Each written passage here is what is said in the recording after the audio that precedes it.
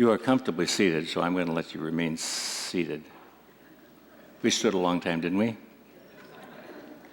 John will forgive us. The gospel for today, for this first Sunday of Christmas, from the first chapter, verse 1 through verse 13. Reading from the Message. The Word was first, the Word present to God, God present to the Word. The Word was God, in readiness for God from day one. Everything was created through him. Nothing, not one thing came into being without him. What came into existence was life, and the life was light to live by. The life light blazed out of the darkness. The darkness couldn't pull it out.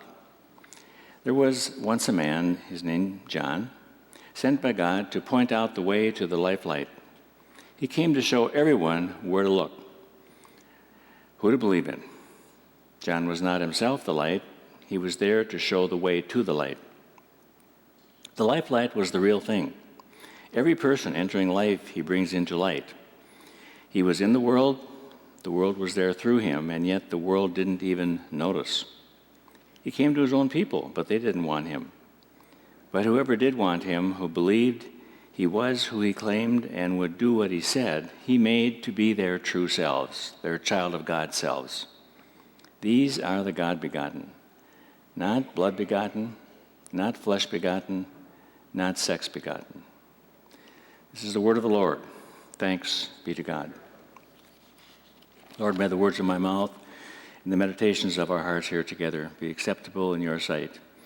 You who are the rock that is our faith and the one who brings us back again and again when we have gone astray. Amen. So today is the first Sunday after Christmas, the second, and the second of the 12 days of Christmas. There could be 2 turtle doves visiting us at any moment. You know the song. And as I was sitting here, it reminded me of one of the vignettes of Garrison Keeler, who, as you know, is retiring in this coming year. At least that's what he said.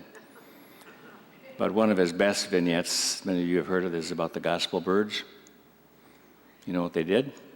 This couple came and they brought all these various exotic birds. And when it came time for offering, they let the birds out and they came to the worshipers in the pew and received the offering.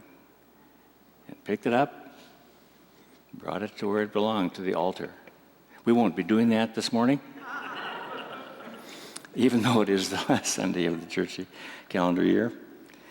If you haven't heard that, I suggest you listen to that. It's got a strong dose of theology in it as well. But this is the day that is in these 12 days of Christmas, and we are reminded that on that 12th day, the day of Epiphany, January 6th, our brothers and sisters in the Eastern Christian Church will be celebrating their Christmas day. You probably already heard it on your favorite television station. Now that Christmas is over. How many heard that? Now that Christmas is over. No Christmas music anymore, except maybe on a couple stations. You and I know that the Christmas season has only just begun according to the liturgical calendar in our Christian church. What some see as an ending is indeed a beginning. Nevertheless, by sunset tomorrow, streets all across this nation will be dotted with discarded Christmas trees. And in many windows, both in stores and homes, red valentines, red hearts will have taken over, the most current expression of the theme of love.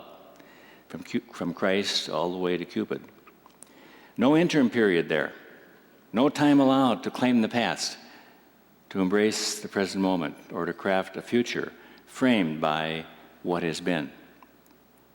So in our Western Christian culture and our traditions, even though Thursday night was what claimed the major focus, today we continue our Christmas celebration.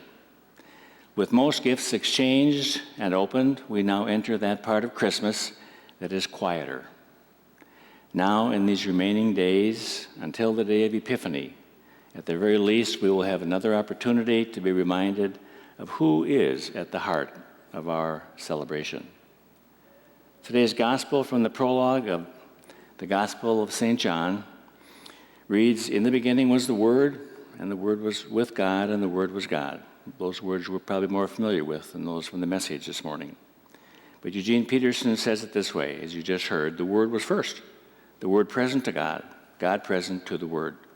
The Word was God, in readiness for God from day one.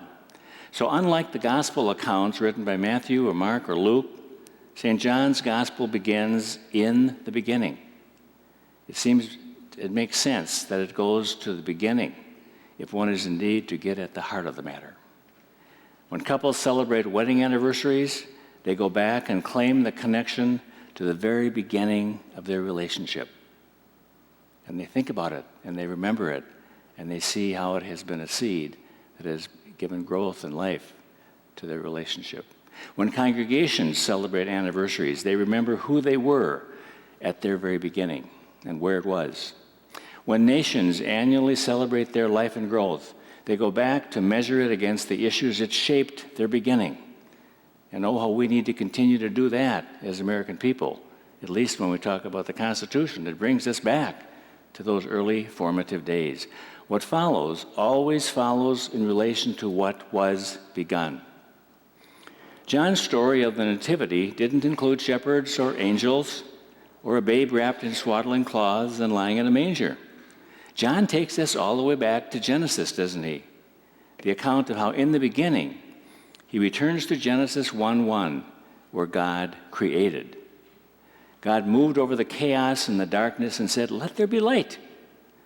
And so we today can ponder the chaos and the darkness in today's world, and we can believe in the Christ of Christmas. God is yet the light. We do believe that. That's what we confess. This same God who moved over the face of the deep, over the darkness, and who spoke and said, "Let there be light," this same God who was from the beginning and spoke the word that was first, this same God became flesh and blood and dwelt among us. And today, as we come to the Lord's table, we celebrate all the gift that the flesh and blood of Christ who lived and died for us gives us. What came into being in him was life, John proclaims, and the life was the light of the people. The light shines in the darkness, and the darkness did not overcome it. So at least since Thanksgiving, shopping malls and online promotions and multimedia vehicles have been telling us that it's the most wonderful time of the year. For many, it is a mixed bag, isn't it? Christmas isn't what it was when I was a child and never will be again, and I suspect you can say the same. Likely that is true for all of us then. I'm an adult. It is different. It just is, isn't it? And yet, part of it is not different. In this time, still economically challenging for many people in this country and the world, of course, many still seek meaningful jobs. For many, savings and investments remain compromised, and that alone may have made Christmas different for many this year. It may have affected you this year, I don't know. Many husbands and wives, sons and daughters, fathers and mothers serve in harm's way and are not with family and were not this Christmas season. Minnesota, as we know, lost one of its precious own in Afghanistan just last week. Children lost a parent. We think of those living with illness or with grief at the loss of a loved one. At our Blue Christmas service 1 week ago, we lifted up sorrows intensified by the memories of Christmases past. And if we would be honest about it, there are also those each year who are just as happy to have the Christmas festivities over and done with. The feelings of loss are too fresh and too great. The glad tidings are hard to grasp. But mindful of all in our human experience that challenges our focus on the heart of the celebration, we are called to keep our eyes focused on the reason for this Christmas season. So that during these 12 days of Christmas, amidst all of the things that pull at us, we are reminded we are called back to where the center is as the people of God, to where our hearts belong, to celebrate the mystery of God becoming flesh and blood, and to receive the coming of Christ among us, no matter how our life situation may have changed. Christmas is a season to remember and the time to celebrate God's hand in all of the changes that have marked our life's journey, at least in this last year. And so on this first Sunday of Christmas, we are called to let the light of the incarnate Word shine brightly in our lives, so that all who are struggling with the darkness in their world might have their hearts enlightened and their spirits warmed by what we are given to share with others, as we are agents of this one who continues to create life and light among his people. In his book, Original Blessing, theologian Matthew Fox writes, "We enter a broken, torn, and sinful world. That is for sure, but we do not enter as blotches on existence. We burst onto the scene as original blessings, and oh, how we need to hear that." The incarnation, God becoming flesh, showing us a different way of seeing life and living in this world, enabling us to see that the creation is good and that the world we live in is good and that our bodies are good and that we are original blessings, whatever our age.